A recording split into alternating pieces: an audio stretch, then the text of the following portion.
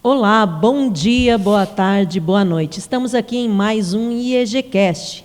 E nesse dia nós estamos aqui com o nosso amigo, irmão em Cristo, Sargento Rodrigo. Se apresenta aí, Rodrigo, para o pessoal que vai nos assistir. Então, boa noite. Para mim é um imenso prazer estar com vocês, né? Eu sei que vocês estão deste lado, mas a pastora, ela os aproxima muito, né, da gente. Então, estou muito feliz por estar aqui. E sim, a gente vai responder a muitas perguntas, vamos contar um pouquinho da nossa história, e essa noite com certeza vai ser uma noite inesquecível. Olha só que empolgado.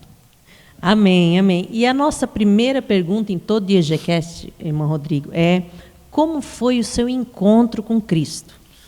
Interessante essa pergunta, né? Sabia que a vida com Deus, ela tem umas fases, né? E a minha teve fases bem interessantes. Na verdade, eu sempre lembro da irmã Marlene, né? Eu tenho que, em memória, eu gosto de lembrar a pessoa da irmã Marlene, que foi a primeira pessoa que me levou numa igreja evangélica.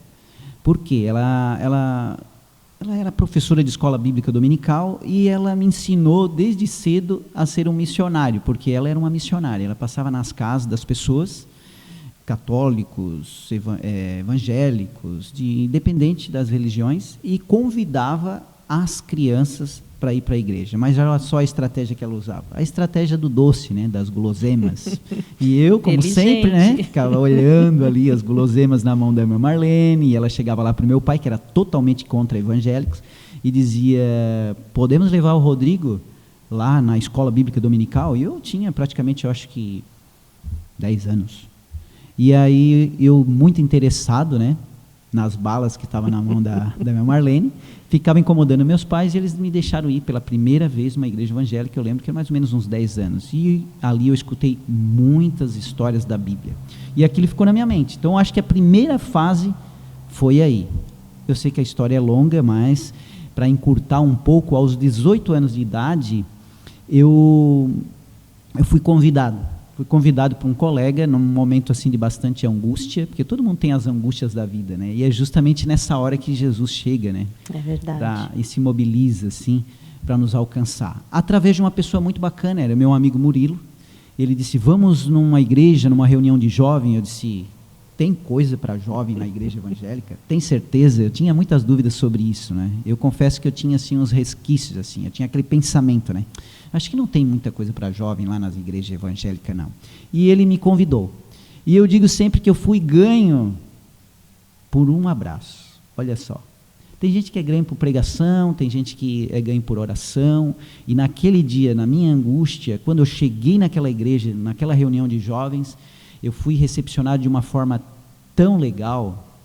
As pessoas que estavam ali naquela reunião se direcionavam a mim e me abraçavam. Que legal, você, Rodrigo, E aí fui muito bem recepcionado, e aquilo já foi o segundo passo, assim, da minha conversão, foi ser recebido daquela forma.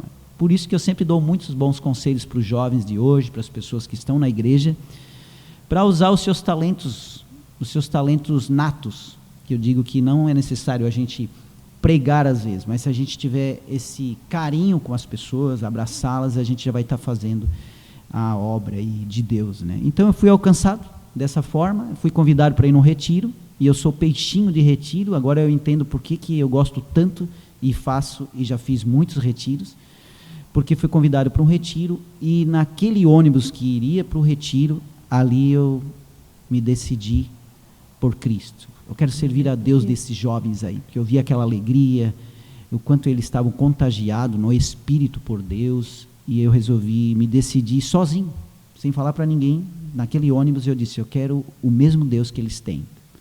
Essa é a... Eu adiantei um pouco, tá? Tinha uma outra fase antes, mas essa é a terceira. Mas tem a quarta, tem a quinta, e a gente pode falar sobre isso, indo lá para a última fase, assim. Última fase em Cristo, para mim, foi depois de 10 anos na igreja.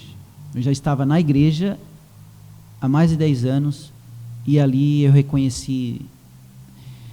Na verdade, eu não sei se eu aceitei ou ele me aceitou, é uma mistura de tudo isso, e eu resolvi me entregar por completo. Eu acho que as pessoas têm isso, sabia, irmão?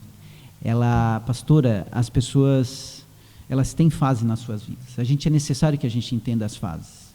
Porque às vezes a gente critica, a gente julga, mas a gente não entende, é porque aquela pessoa está no processo. E aí eu tive esse processo depois de 10 anos de igreja, eu disse, agora eu entendo. Eu entendo que o Espírito Santo é meu amigo, eu entendo as coisas do reino, e eu entendi isso. Nunca mais voltei atrás. Na verdade, eu nunca voltei atrás, mas agora estou mais que decidido a não mais voltar de jeito nenhum. Eu acho que eu falei demais, né, para esse primeiro momento. Não, é isso aí, está contando a tua história. E é muito importante para a gente, né? E eu já vou antecipar que o pessoal do Instagram, que a gente coloca as perguntas lá, eles são bem curiosos, então pode falar bastante. Manda aí, manda que o pessoal, eles descobriram até algumas coisas aqui que eu nem sabia, mas o pessoal está bem informado. E a gente também já soube, né? O irmão Rodrigo, hoje ele é candidato a vereador e tem algumas perguntas aqui concernentes a esse assunto, mas eu vou primeiro fazer, então, as perguntas relacionadas ao lado, né, espiritual, ao lado igreja, e depois nós vamos entrar aí nesse assunto de política. Espero que não role cadeira aqui, né? Pois é, rapaz, tem cadeira bem almofadada aqui, né? Eu acho que não vai doer tanto, não. Legal. Mas vamos lá, né? A gente tem que brincar porque, né, são situações que, infelizmente, hoje fazem parte, né, do nosso país, que a gente não gostaria que acontecesse. Eu espero que não aconteça aqui. Não, acho que ninguém vai bater em mim, não. Eu não vou bater em ninguém, vai ficar tranquilo. Mas vamos lá, então, para a primeira pergunta do pessoal aí do Instagram. Qual foi a sua maior decepção? Meu Deus do céu, olha só. Sabe que a vida, se a gente falar a maior ou a menor, pode ser que a gente erre, né, por não lembrar, mas se tem uma coisa que eu me decepciono, né, que eu me decepciono muito, é não poder ter feito mais. Por quem? Por Deus. É uma decepção para mim olhar para trás e ver que eu poderia ter feito mais. Né? Em que lugar? Nos lugares onde a gente percorre. Eu acho que a gente tem uma decepção com nós, eu acho que não é só minha essa decepção. Todos nós somos decepcionados a partir da hora que a gente vê que a gente poderia ter feito mais. Mas que bom que dá tempo, né? Que bom que dá tempo. E como a gente está falando de coisas espirituais, eu toquei nesse assunto. Mas sabe que eu estou vivendo decepções? Todos os dias eu acho que a gente vive decepções. E uma delas, como você tocou nessa questão, é de reconhecer quem são os teus verdadeiros amigos. Porque é assim que funciona. A gente é decepcionado a partir do momento que a gente se envolve com as pessoas. E então é sobre isso. Decepção, eu não estou lembrando agora de uma pontual. Algo mas eu sei que muito... eu sinto que a vida ela é feita de frustrações e decepções também. Eu acho que a gente tem tudo a ver com Jesus, né? Porque Jesus viveu isso na íntegra. Com quem?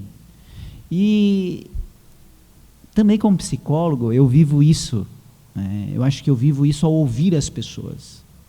Quem é que mais decepciona a gente? É quem está mais próximo. Então, é daí que vem. As minhas maiores decepções são das pessoas que estão mais próximas. Por quê? Porque elas estão mais próximas. Elas vão te magoar mais, vão te machucar mais, porque são as pessoas que tu passa mais tempo com elas. Então, eu não gostaria de ofender as pessoas mais próximas a mim, por isso não vou contar decepções pontuais. Muito bem. Então, vamos lá para a próxima pergunta. Qual o seu maior sonho ministerial e pessoal? Então, sonho ministerial. Sonho ministerial, eu estou alcançando um deles. Eu vou jogar sardinha para esse lado, que essa escolha, que depois, com certeza, é interessante que a gente já possa falar um pouquinho sobre ela agora. Com certeza. Eu sempre tive sonho de alcançar mais pessoas. Esse sempre foi meu sonho. Eu sempre quis estar com as pessoas. É o meu talento e o meu defeito. Como assim? Porque quando tu queres alcançar pessoas, aí vem as decepções, e alguém, assim, as pessoas estão mais próximas a mim, que gostam e que me amam, tipo a minha esposa que está ali, o meu filho, eles dizem que eu me dou muito, às vezes, e acredito muito nas pessoas. Então, assim, um dos meus sonhos era estar em meio às pessoas, né? E eu sempre na minha vida, eu acho que quem tem esse sonho, que é um sonho de Deus para a gente, isso acontece, é fato. Eu sempre disse que Deus, eu faço a alegoria de que Ele olha lá de cima, né? Ele não olha mais de cima, Ele está aqui entre nós, mas como se Ele estivesse olhando lá de cima e estivesse observando as pessoas. As pessoas que fazem pelas pessoas, elas são estrelas que brilham mais aqui. Tem gente que é muito apagadinho, tem gente que não aparece, mas os que brilham são aqueles que querem fazer pelas pessoas. E meu maior sonho sempre foi esse. É lógico que a gente vai falar sobre política depois, sim, e eu vou poder dizer os lugares onde eu estive, que eu estive fazendo pelas pessoas, e por isso me considero uma pessoa muito feliz, porque é um segredo. Fazer pelas pessoas é ser mais feliz. Agora, pessoalmente, está tudo junto e misturado. Eu acho que a missão, eu acho que a vida secular e a vida espiritual, para mim, não dá para diferenciar, elas são as mesmas coisas. Então, nesses dois lugares, o meu sonho está sendo realizado. Sempre foi realizado, desde que eu aceitei Jesus e entendi, está sendo realizado. Amém, amém. Então, vamos aí para a próxima pergunta, que é: qual a sua maior experiência sobrenatural? Sobrenatural. Lembrei do meu colega Adilson Fumacinha, em memória, porque o Adilson não vive mais, porque ele foi um cara que me ensinou muita coisa. E as experiências espirituais minhas vieram na companhia do Adilson. O Adilson era muito empolgado. E uma das experiências na minha vida foi com ele parando a motinho lá na frente de casa e dizendo: Rodrigo, eu estava orando, e ele era muito dedicado, porque Fumacinha era o mundo que, era como chamavam ele no mundo das drogas, e depois que ele aceitou Jesus, né, o Adilson, ele se dedicou muito à oração. E eu era um novo convertido, e eu tive grandes experiências ao lado do Adilson, e uma delas foi essa. Parou a moto lá na frente de casa, Rodrigo, eu vim aqui te convidar para a gente sair. E eu disse para ele: sair para onde? Sair por aí, Deus mandou a gente sair. Embarca na moto aí e vamos junto. Eu disse: cara, mas como que a gente vai sair sem saber para onde a gente vai e o que a gente vai fazer? Ele assim: não, mas isso é de Deus, Deus só mandou sair. Então tá, embarquei na moto e fui na fé do Adilson, mas também buscando a Deus e tal. Ele me cutucou para isso, né? Vamos lá, ore a Deus aí, interceda, porque Deus vai nos levar em algum lugar. Depois de muitas voltas no bairro, eu insisti com ele: olha, será que a gente não está rodando demais, não? Deus não era para ter direcionado a gente, não, mas Ele vai direcionar. E direcionou. Chegamos na frente de uma casa, o Adilson parou: é aqui mesmo, é esta casa que Deus está mandando a gente. A gente parou, descemos da moto, a casa toda fechada, continuamos chamando, ninguém atendia, os vizinhos já assustados. Eu disse para Adilson: acho que alguém aí não vai gostar disso, pode alguém chamar a polícia, sei lá, vai dar ruim. E ele: não, Deus mandou a gente chamar aqui, a gente vai chamar, tem alguém nessa casa. Eu disse: puxa vida, estava meio assim, né? E depois de muito chamar, ele insistiu, ninguém atendeu. Ele assim: vou lá nos fundos da casa, bateu na porta, e uma vozinha lá de dentro, né, fraca, uma voz enfraquecida: oi. E ele disse: podemos entrar? A porta está fechada, e a gente viu que as portas estavam fechadas, mas o Adilson muito persistente: mas a gente dá um jeito, se não tiver como você levantar, porque deu para notar que a pessoa não conseguia levantar, ela estava deitada. E depois, na conversa que ele teve do lado de fora, eu já logo percebi que aquela pessoa era conhecida dele, porque os dois já gerou uma intimidade ali. E ele disse: é Jaque, é você que mora aqui? E por incrível que pareça, ele procurou uma casa na qual ele não sabia, e ele foi dar numa casa de uma pessoa que tinha usado drogas com ele durante muito tempo. E essa pessoa agora, ela tinha contraído o vírus HIV e estava passando num processo de quase morte, assim. E ela estava esquelética, assim, na cama. E nós, para entrar naquela casa, ela não teve condições, ela estava sozinha. Ele pulou a janela, ele abriu a porta, e eu entrei e olhei aquela cena, assim. E aí, naquele ambiente, a gente já foi tomado, assim, meu Deus, pela aquela glória de Deus, aquele ambiente sobrenatural. E aí ele foi muito incisivo no que ele veio fazer. Ele disse: Deus nos trouxe aqui, Jaque. E ele assim, ela disse bem fraquinha como estava, ela disse: Adilson, eu vou morrer. Eu estou um tempo já aqui na cama, minha mãe foi buscar a medicação, não tem mais jeito para mim. eu estou à beira da morte, eu já não me alimento já faz alguns dias, eu estou muito fraca. Ele assim, mas isso que Deus quer. Deus nos mandou aqui para orar por você. A gente deu as mãos ali, eu lembro que eu peguei numa das mãos dela, ele pegou na outra, e como eu disse, aquele ambiente foi envolto, né, numa questão sobrenatural, e a gente orou. E eu lembro que tinha uma partilheira, assim, com umas potezinhos de bolacha, e logo que a gente orou, assim, o Adilson já disse, já que a gente tem que ir, porque Deus só mandou a gente aqui para orar, sua mãe vai chegar, talvez não vai entender, vai discordar do que está acontecendo. E aí, quando a gente estava falando que a gente ia se despedir, a Jaque olha para a partilheira onde estavam as bolachas e disse, Fumacinha, tu não alcança umas bolachas para mim? E eu vi que aquilo ali já era Deus, porque fazia alguns dias que ela não se alimentava, e ela comeu aquelas bolachas. E acaba aí a história, a gente indo embora? Não. Uma semana depois, por quem conhece Laguna, ali do lado do Angelone, naquela calçada, eu de um lado da calçada e na borda do cais ali, outra calçada, eu vendo aquela pessoa vindo de encontro, assim, né? E eu parei assim, encostei na parede do Angelone e fiquei olhando aquela pessoa, e era a Jaque. A Jaque vinha caminhando assim do outro lado, e ela tinha uma ginga, assim, aquele ginga do mundo, né? E lá vinha a Jaque caminhando, e eu disse, meu Deus, como Deus é tremendo, como Deus é tremendo conosco. Então ali era uma das experiências que eu tive, assim, sobrenatural. Essa está muito nítida na minha cabeça. Deus é poderoso para nos mostrar e para fazer quando a gente acredita, né? E se coloca nas mãos dele.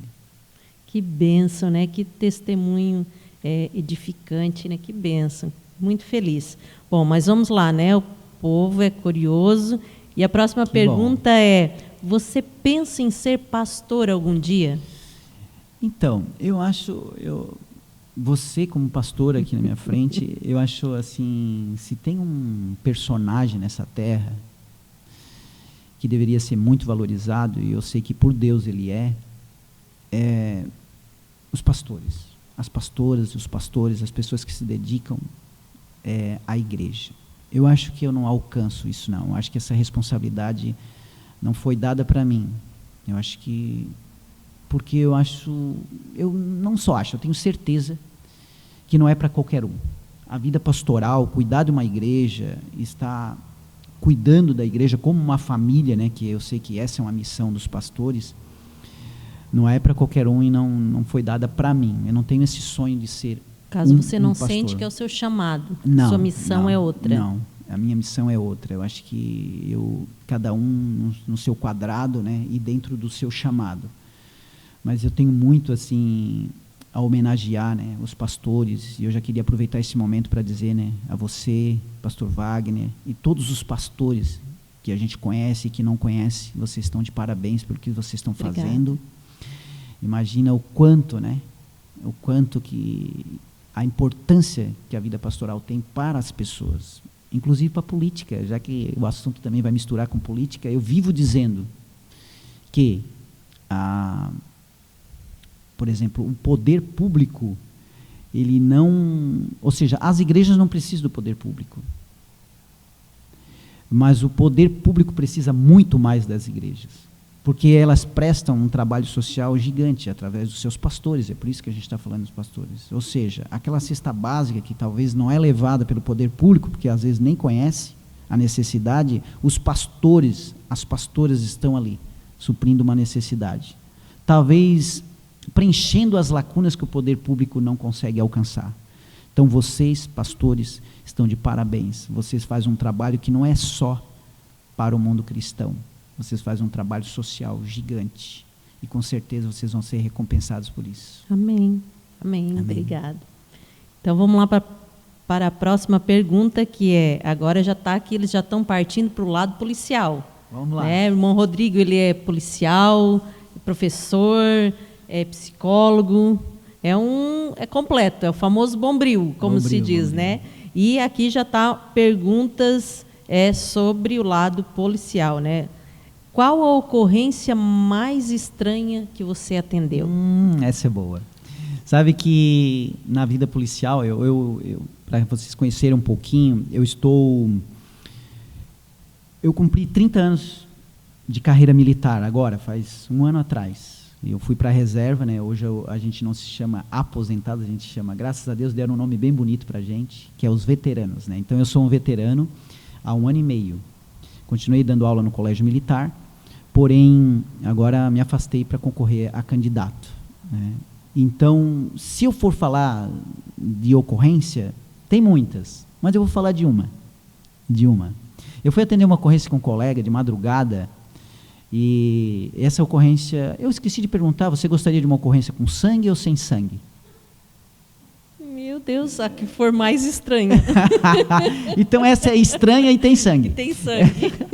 Eu fui atender uma ocorrência junto com um colega, era de madrugada, assim, tipo 3 horas da manhã, eu acho, mais ou menos esse horário, e era um acidente de trânsito. A gente foi chamado com urgência para ir para um local, era uma rua, num bairro, uma curva lá da Madre. Eu trabalhava em Tubarão e lá tinha um bairro chamado Madre, era asfaltado assim, mas tinha muitas curvas, e tinha um baile que recém tinha terminado na Madre, e esse baile, lógico, tem toda aquela movimentação, o pessoal indo embora, uns que beberam demais e usaram um volante, né? A gente sabe que infelizmente acontece. Infelizmente, né? Acontece. E aí alguém se acidenta. E a gente foi para aquele lugar, sirene ligada, aquela coisa toda, aquela rapidez toda, chegamos lá, um lugar extremamente escuro, asfalto, barranco dos 2 lados, porque tem o rio Tubarão vai em direção a esse bairro. E chegamos lá, tinha um carro, um Fiat Uno, eu lembro ainda do carro, com os vidros da frente quebrados, né, uma pessoa ali praticamente com algumas lesões, levou muita sorte, estava de cinto e tal, só machucou-se um pouco, mas estava ali. Mas ele bateu, se chocou contra uma moto, e essa moto estava estirada no chão lá. E aí a gente chegou no local, olhamos assim, estava a moto toda arrebentada e uma pessoa caída no meio da pista. E aí eu e meu colega logo já chegamos, poxa, será que o bombeiro já está vindo? E o bombeiro estava numa outra ocorrência em Tubarão, num outro acidente, estava demorando um pouco para vir, e a gente chegou naquele local e agora? O que a gente faz e tal? Vamos, não mexe no rapaz, e a gente viu que ele ainda respirava, estava respirando, só que ele não se comunicava. E aí logo que a gente chegou no acidente, a gente notou que um dos membros, né, inferiores, ou seja, uma das pernas dele, provavelmente teria, naquela concepção nossa, ela teria sido amputada por conta do acidente. E aí tinha muito sangue ao redor do rapaz, e a gente começou... E o colega que estava comigo teve uma ideia. Ele assim, poxa, a gente ouviu falar que num acidente, quando um membro é amputado, se a gente conseguir o membro, não sei de onde ele tirou isso, mas se a gente conseguir achar o membro, no caso do rapaz era a perna, a gente levar, de repente se reconstitui, consegue faz alguma coisa, colar. E não sei, naquela ignorância ali, daquele momento, acho que a tensão também nos ocupou. Então tá, e a gente, tinha muita gente ali, tinha uns curiosos, ninguém conhecia o rapaz, e a gente começou, aí ele assim, então vou procurar por aqui. Ele começou a procurar num barranco assim que tinha, procurar e tal, e onde é que está essa perna, e onde é que está essa perna.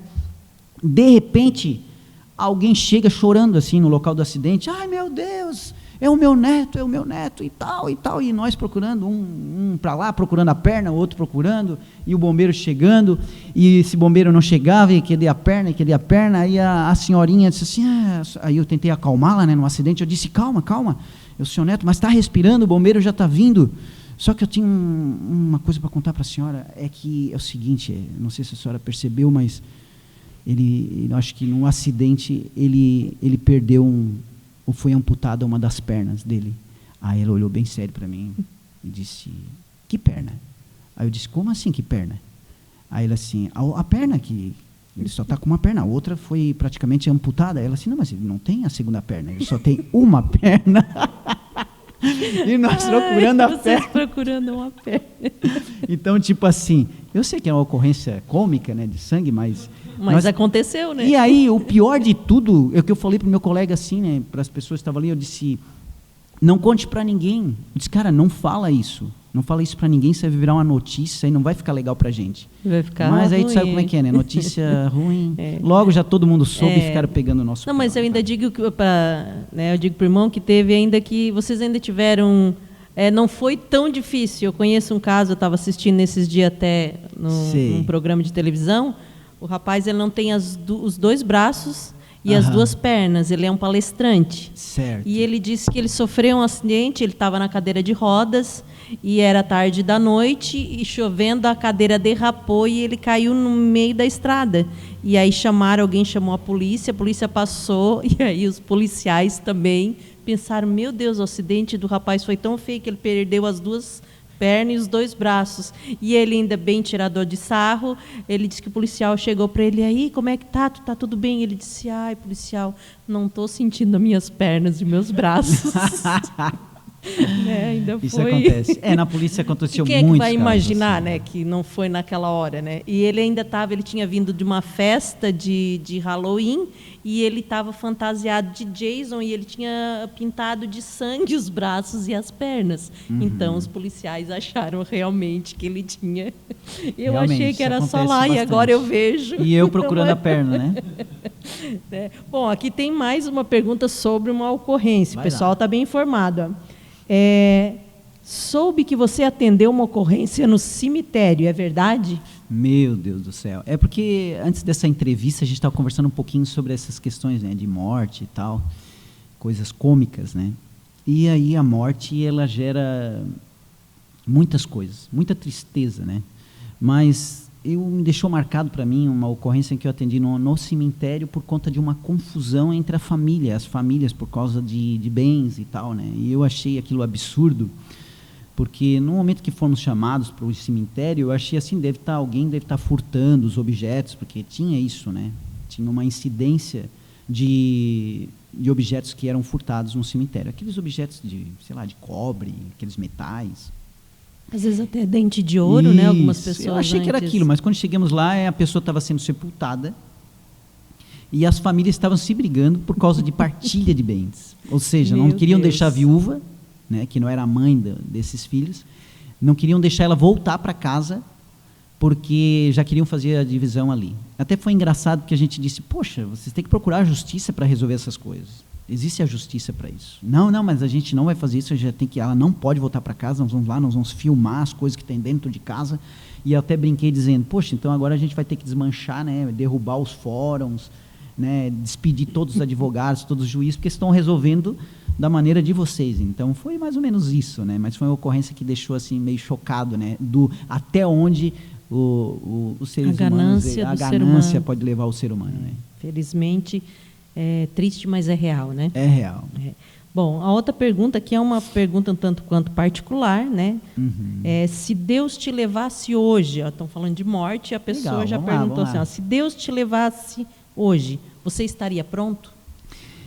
Prontinho. Sim. Eu acho que essa questão de morte, a minha pretinha, gostaria de deixar um abraço para ela, a minha pretinha Raquel, ela está em casa, minha esposa. A gente conversa bastante. De vez em quando a gente está conversando, ela meio que resiste à ideia de falar sobre morte. Mas eu confesso que a gente não pede a morte, mas eu tenho uma boa relação com isso. Eu acho que a morte é apenas um veículo, né? É isso que Paulo disse na Bíblia. E Paulo foi até mais longe, né? Disse que ela chega a ser um ganho, né? A morte. Mas se eu partisse hoje,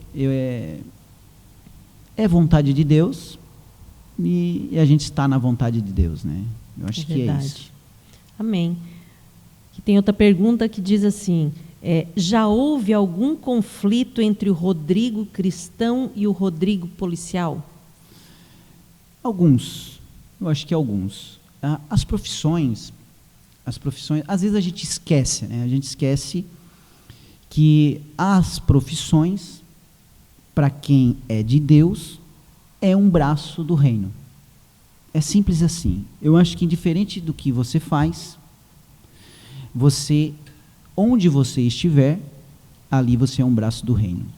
Quando é que entra o conflito das pessoas com relação a isso, com relação à sua profissão? É quando ela não entende isso. Quando ela resolve fazer só por profissão. Nós, cristãos, servos de Deus, a gente se conflitua muito quando a gente faz isso. Quando a gente é mais sistema e menos pessoas. Então, quando a gente é um cristão que tem essa visão, que tua profissão é um braço do reino, tu vai respeitar o sistema Mas junto com isso, tu vai tentar alcançar as pessoas da melhor maneira possível. E isso vai dar muitos bons resultados. Então, os conflitos vêm daí. Eu acho que eu tive momentos assim. Não vou dizer que eu sou super-herói, que eu sempre enxerguei isso, não. Eu acho que eu já tive problemas de conflitos com relação a isso, justamente por não ter entendido ainda que eu tinha que preservar a fé indiferente dos lugares onde eu estivesse. É simples assim. Se eu lembro, não lembro assim um conflito pontual, mas a princípio todo mundo tem. Por exemplo, um conflito com relação a pessoas. No mundo do trabalho, por exemplo, no mundo militar, nas escolas onde eu estive, tinha muitos conflitos de ideias, de motivações, traumas que as pessoas trazem para dentro do trabalho, e elas resolvem resolver os seus conflitos pessoais lá dentro do trabalho. Então, isso sempre foi um impasse. Mas a gente tem que ter muita sabedoria, e Deus nos dá isso. Eu acho que quando a gente pede, Deus nos dá para lidar com essas situações. E eu pude, hoje eu sou grato a Deus por isso. Deus, por mais que eu trabalhei com pessoas muito difíceis, inclusive contra o Evangelho, Deus me deu graça para me sair muito bem desses lugares, inclusive sem ter inimigos. E eu acho que é uma das coisas melhores que você pode fazer na sua vida, é não considerar todo mundo teu amigo, mas não ter inimigos. Tem uma diferença aí. É isso mesmo. E eu estava olhando as perguntas aqui, agora as outras perguntas, tem algumas que falam de igreja, mas envolve política também. Então, nós vamos já começar com a primeira pergunta, que é: o que lhe motivou a ingressar na política? Eu estava ansioso por essa pergunta, confesso que é uma pergunta que me custa caro, porque, primeiro que a primeira resposta que eu tive, a partir da escolher por estar na política, a primeira pessoa que eu mandei uma mensagem dizendo, eu resolvi ser candidato a vereador. A pessoa me disse o seguinte: tem certeza que tu vai querer ir para esse lugar?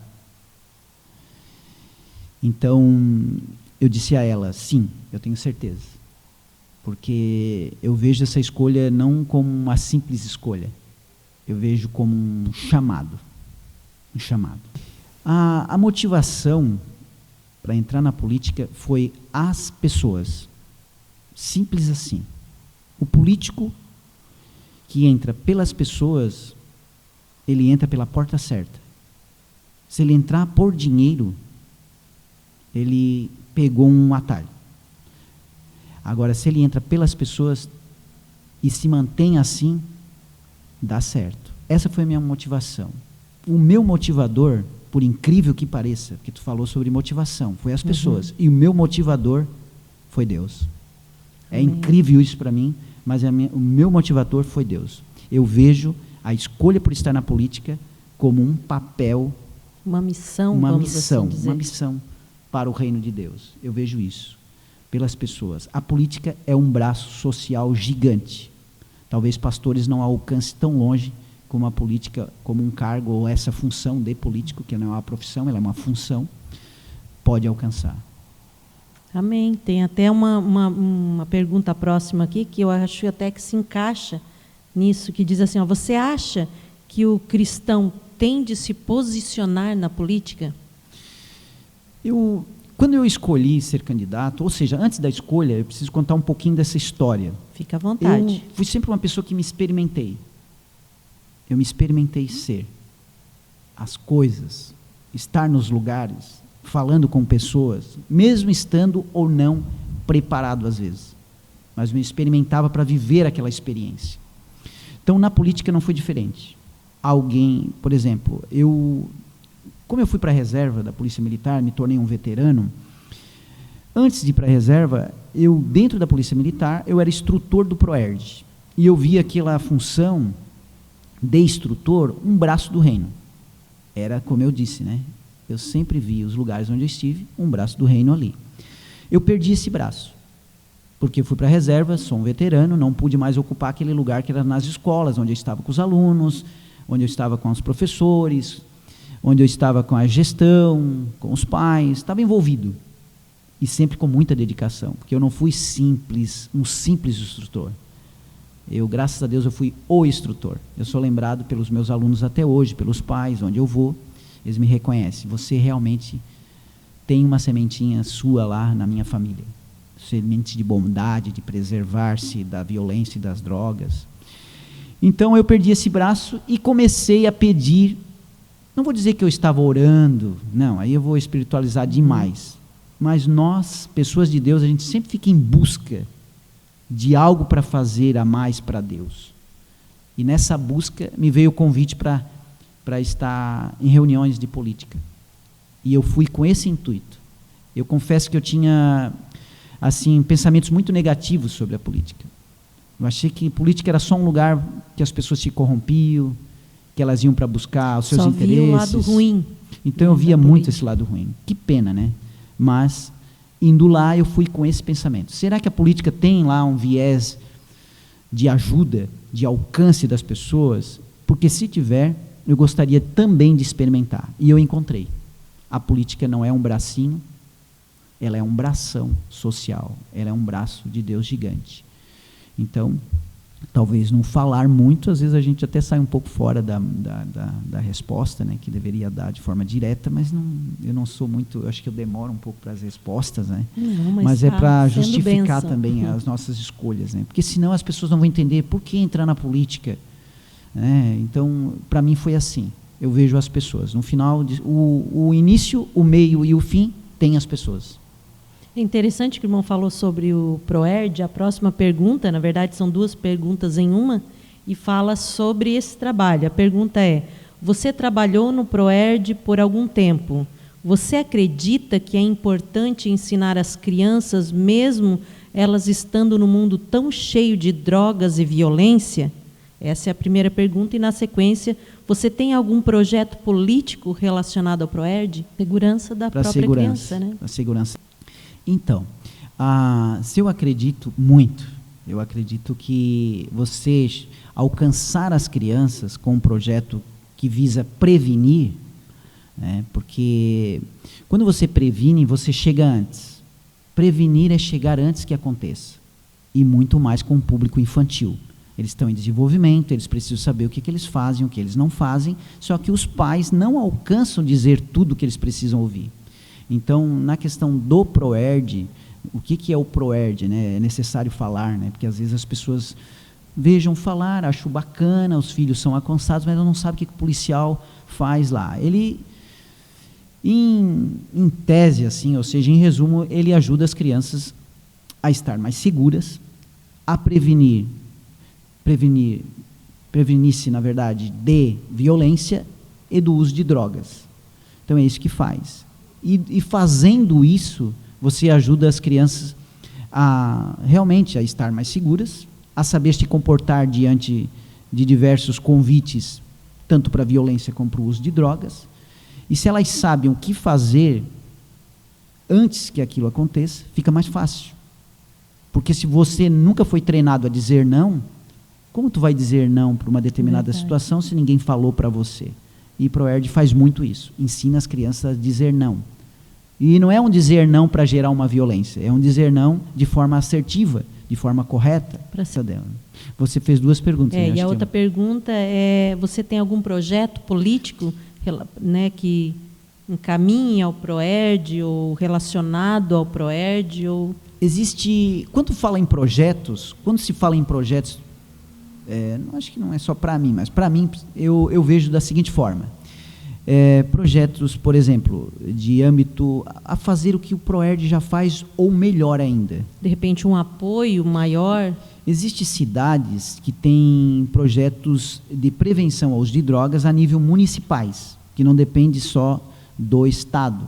Porque o ProERD ele é limitado, ele tem um número muito pequeno de instrutores, às vezes não consegue alcançar todas as demandas. Há um apelo também pelos profissionais ou pelos pais que essa prevenção ao uso de drogas permaneça em outras faixas etárias. Então o ProERD não dá conta, que a Polícia Militar não requer, não tem um efetivo suficiente para atender. Então, existem algumas cidades, e uma das minhas intenções é também fomentar essa ideia de trazer projetos que são fomentados no município, são articulados no município para atender todas as escolas, assim como capacitando profissionais ou os próprios professores para também fazer essa prevenção, né, em nível municipal.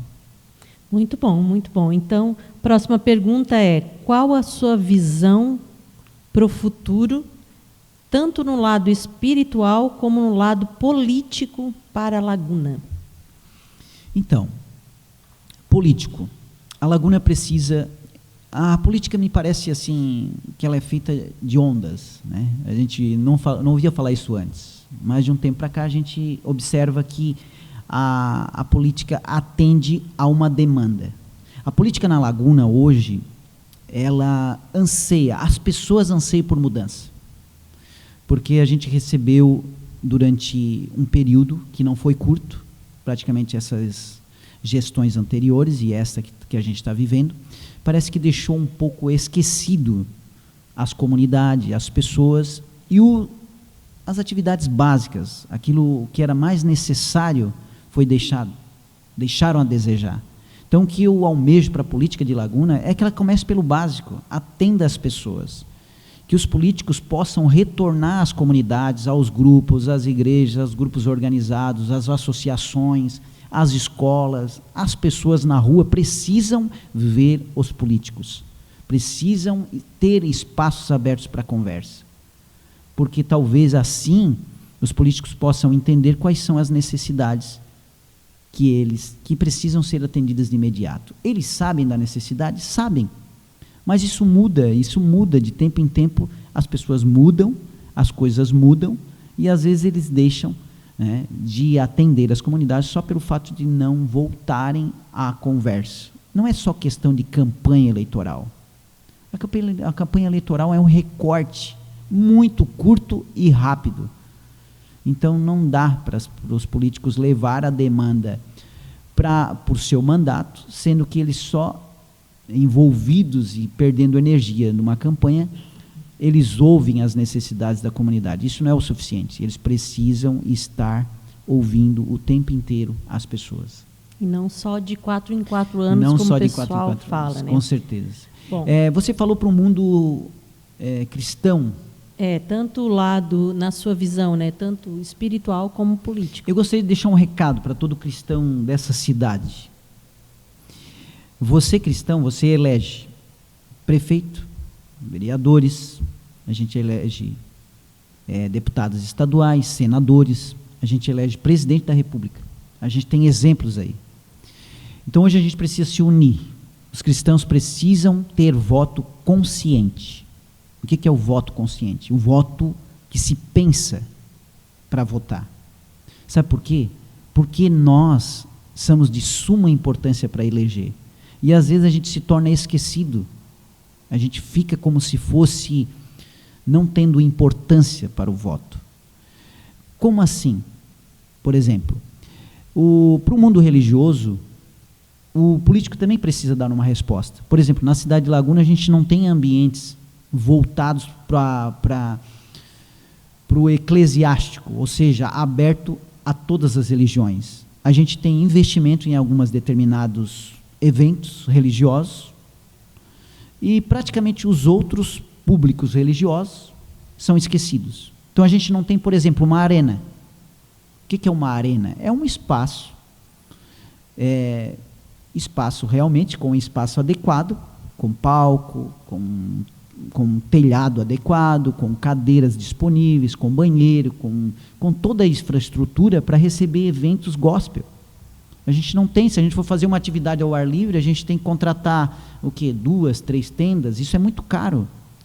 Então, o povo precisa saber em quem votar, é alguém que conheça também a demanda religiosa. Porque depois, quando a gente for fazer um culto ao ar livre, quando a gente for fazer o nosso show gospel, quando a gente for reunir as igrejas, a gente vai ter um local, um espaço adequado para isso. É um dos apelos. Eu sei que as igrejas sofrem por não ter, mas tem muitos outros, né? Um bem simples, o monumento à Bíblia, né, que é um marco que a gente não tem na nossa cidade. As outras cidades têm. Então, projetos é mais ou menos isso, a gente pode copiar e colar. Às vezes não precisa inventar a roda, né? A gente tem que fazer girar. É o que já deu certo, né? Já deu certo. É isso aí. Bom, a próxima pergunta diz assim: A Bíblia diz que feliz é a nação cujo Deus é o Senhor. Você acredita que se tivermos mais políticos que são cristãos, as coisas vão melhorar? Políticos cristãos, comprometidos com a sociedade, que se mantêm honestos, que se mantêm colocando sempre os princípios e os valores de um cristão, com certeza vai melhorar. A gente não só o título cristão é o suficiente. A gente precisa realmente se manter, né, na postura de um verdadeiro cristão. A gente tem exemplos bíblicos, né, diversos exemplos de homens da Bíblia que foram servos de Deus e ocuparam cargos políticos e se manteram numa postura correta o tempo inteiro. Daniel era um dos que a gente estava estudando esse final de semana em escolas bíblicas dominicais. Ele se manteve assim, só que a fogueira foi aquecida e ele podia ter desistido, mas ele não desistiu, ele continuou confiando em Deus. As pessoas precisam de políticos cristãos que realmente confiam em Deus e não vão se vender e vão manter a sua postura de confiança em Deus, mantendo os princípios e os valores, e com certeza ele vai ter o apoio das comunidades, do povo cristão e não cristão, e principalmente o apoio de Deus, e vai dar certo, porque se Deus quer, se é uma coisa que Deus quer, é ver o povo feliz, e o político, ela é essencial para que isso aconteça também. Amém. A próxima pergunta aqui é: você pretende ajudar as igrejas caso seja eleito?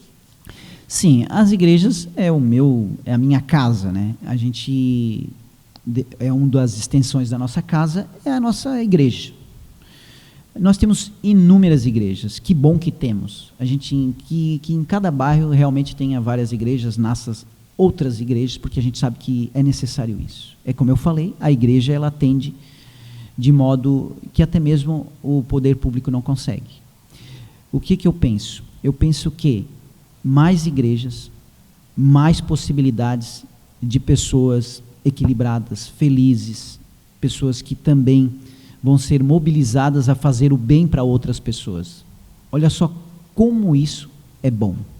Incentivar essas pessoas a estar na igreja, criar um ambiente adequado para elas, valorizar as igrejas locais, é fundamental para o político.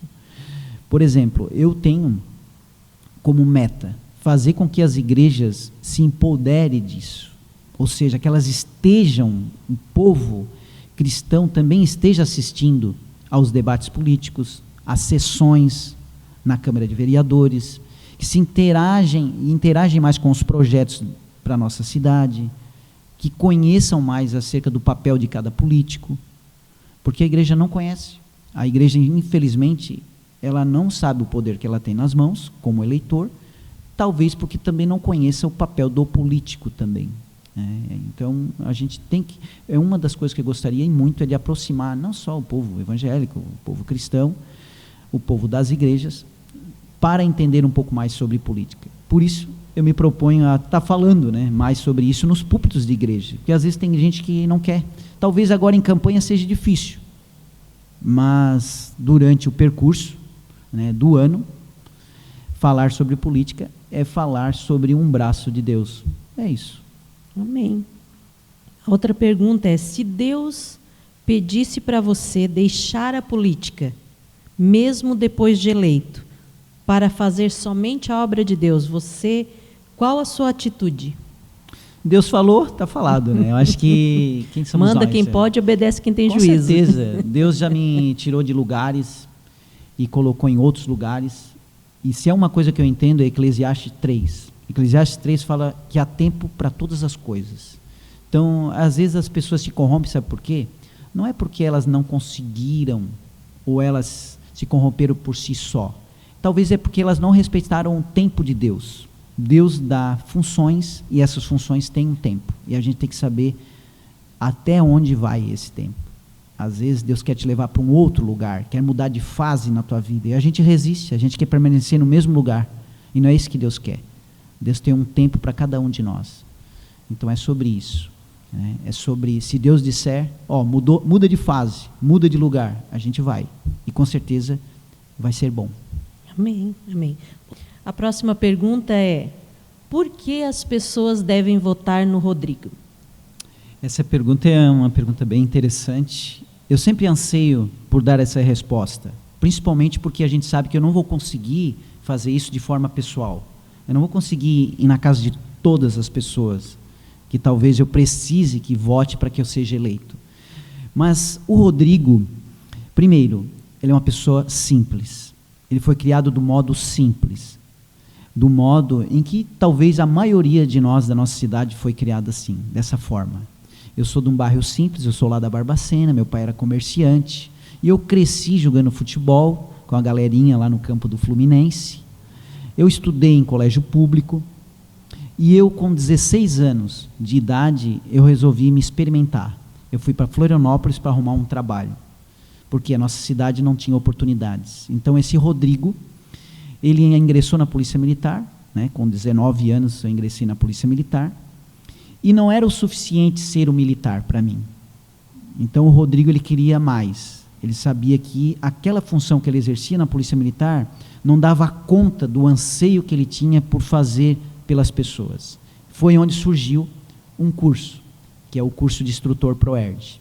E aí desses 30 anos na Polícia Militar, 14 anos desses foram dedicados dentro das escolas, se conectando aos alunos, aos pais, aos professores, e podendo ajudar e muito, né, esses jovens, essas crianças, que hoje a gente passa pelas ruas e eles nos identificam, nos abraçam e nos dizem como foi bom você estar lá e nos dar aquelas instruções.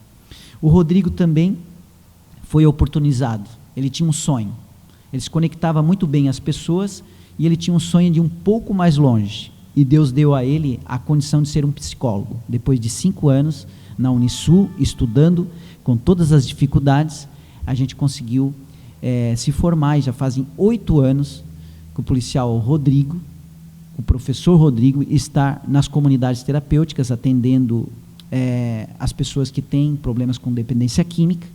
Então eu tenho uma experiência aí na área da segurança, na área da educação e também na área da saúde como psicólogo. O Rodrigo, que já foi coordenador de jovens, que sabe quais são as demandas dos jovens da nossa cidade. O Rodrigo, que pratica atividades ao ar livre, bicicleta, remo, caminhadas, e sabe do potencial que a nossa cidade tem para agregar e para acolher os jovens, não só os nossos jovens, os jovens também que vêm de outras cidades. O Rodrigo, que conhece as pessoas olhando ela nos olhos. O Rodrigo, que é verdadeiro, o Rodrigo, que é honesto, que não tem histórico nenhum de corrupção, de não ter machucado ninguém na sua profissão, de não ter decepcionado a sua esposa. O Rodrigo, que não é super-herói, mas que é simples e pretende sempre continuar ajudando as pessoas, como sempre ajudou. Amém. Nós vamos agora para a nossa última pergunta, e depois dessa pergunta também o irmão vai ter liberdade aí, se quiser falar algo mais do projeto, né, das intenções políticas, vai ficar à vontade. A nossa última pergunta a gente faz para todo entrevistado, que é: se o Rodrigo de hoje pudesse voltar lá no passado, estivesse diante do Rodrigo de 18 anos, o que o Rodrigo hoje diria para aquele jovem Rodrigo de 18 anos? O que você diria para você, assim, ó, faz tal coisa diferente? Ou o que você diria se encontrasse o Rodrigo de 18 anos na sua frente? A pergunta é interessante, né? Essa pergunta me surpreendeu. O menino de 18 anos que eu era, porque ainda sou um menino, né? Graças a Deus, a gente é como criança, né? Ele, com 18 anos, eu estava ingressando na carreira militar. E eu ia dizer assim para aquele menino: por conta das carências familiares, eu sempre fui muito dependente. Talvez isso não é só prejudicial, mas tem uma coisa aí que me prejudica às vezes. Eu sempre me entreguei muito. E às vezes nessa entrega, que não é equilibrada, me gerou algumas dificuldades na vida. Então isso não vem só de mim. Com 18 anos eu falei, eu tinha umas certas carências familiares, e que eu, sem maturidade depositava em algumas pessoas. E eu sofri com isso. Então, eu acho que esse apelo meu hoje, para aquele menino de 18 anos, seria: não seja tão ingênuo, não acredite tanto, não se entregue tanto, tenha equilíbrio. Então, talvez é isso que eu pediria. Porque é o desequilíbrio, né, das nossas emoções, ou pelas carências que a gente tem, que nos traz muitas dificuldades. Então, eu pediria para aquele menino ser mais consciente, mais racional, menos emocional e menos ingênuo. É isso. Amém. Então fica agora um espaço aí para o irmão Rodrigo, quiser falar mais algumas considerações finais, quiser expor mais alguma coisa, tanto no lado político ou pessoal, tem esse espaço agora para falar aí o que quiser falar ou quiser deixar uma mensagem. Eu queria homenagear uma pessoa, né? Queria homenagear uma pessoa. Eu digo pessoa porque ele foi incrível, sabe? Eu falei sobre as minhas fases na vida cristã e houve uma fase na minha vida que eu descobri quem é o meu verdadeiro amigo. E essa fase foi muito legal. Foi quando eu fui num quarto, eu fui orar e não vinha palavras. E aquelas palavras não vinham e eu queria muito orar porque eu tinha um compromisso que era de muita responsabilidade e eu precisava de respostas. E aí eu queria orar e não conseguia, mas de repente veio uma palavra na minha consciência. Veio a palavra: meu amigo, me ajuda. E quando eu disse aquela palavra ali, as minhas orações foram seguindo apenas com essas palavras: meu amigo, me ajuda, meu amigo, me ajuda. E ele foi fazendo eu entender que se existe alguém que vai estar conosco sempre, em qualquer lugar que a gente esteja, esse amigo é o nosso amigo Espírito Santo. Então eu queria fazer uma homenagem para ele. Através dele, ele me deu muitas oportunidades. Eu não vou dizer que eu sou um ser completo. Não, tem muita coisa ainda. Mas eu me sinto muito feliz por ter reconhecido isso. Então eu queria homenagear ele, o amigo Espírito Santo, esse meu verdadeiro amigo. E agradecer vocês por dar essa oportunidade, agradecer as pessoas que estão acreditando em mim como candidato a vereador. Quando eu consigo me aproximar delas, fica tudo mais fácil, porque se é uma coisa que foi colocada dentro de nós, é natural. Isso está dentro de cada um. Não precisa ser psicólogo, não precisa ser um dos maiores estudiosos, não precisa ser um cientista para entender. A gente sabe se a pessoa está mentindo ou falando a verdade. Então, quando a gente se aproxima e fala a verdade para as pessoas, elas logo aderem às nossas ideias. Elas querem estar conosco de alguma forma. E eu, como candidato a vereador, eu tenho tido essa oportunidade. Eu já ganhei, tá? Eu já ganhei essa eleição. Sabe por quê? Talvez eu não vença, mas ganhar eu já ganhei. Porque eu ganhei muitas oportunidades de me aproximar de muita gente. E essas pessoas acreditaram e estão acreditando em mim. Eu gostaria muito de ter uns 10 clones meus assim caminhando pela cidade. Eu sabia que eu ia ganhar muito voto. Mas talvez você, talvez o pastor Wagner, as pessoas que estão nos ouvindo, possa ser essa pessoa que leve a nossa história. Porque a gente tem uma história a preservar. A política, como eu falei, não é por dinheiro, é pelas pessoas. E uma das coisas que eu tenho ciência e afirmo para todos, e eu sei que isso é um compromisso sério, é dizer para as pessoas o seguinte: eu não vou comprometer a minha salvação por conta da política. Não, eu vou continuar sendo o mesmo Rodrigo agora, o mesmo depois e o mesmo sempre, porque eu quero intensamente, se tem uma coisa que eu quero, é morar com Deus. É isso. Amém, amém.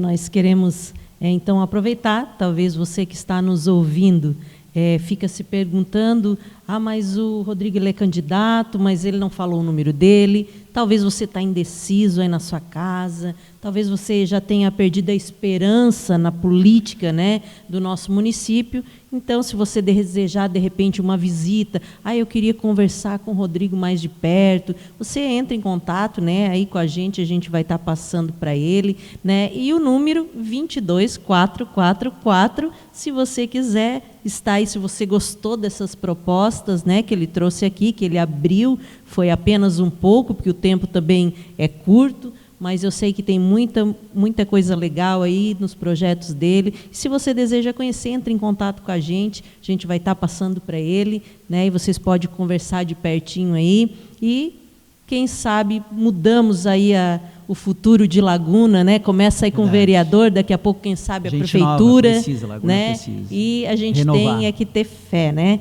Amém. Então, queremos encerrar este EGCast desejando que Deus abençoe a tua casa, a tua vida, a tua saúde, a tua família, o teu ministério, em nome de Jesus. Amém, amém.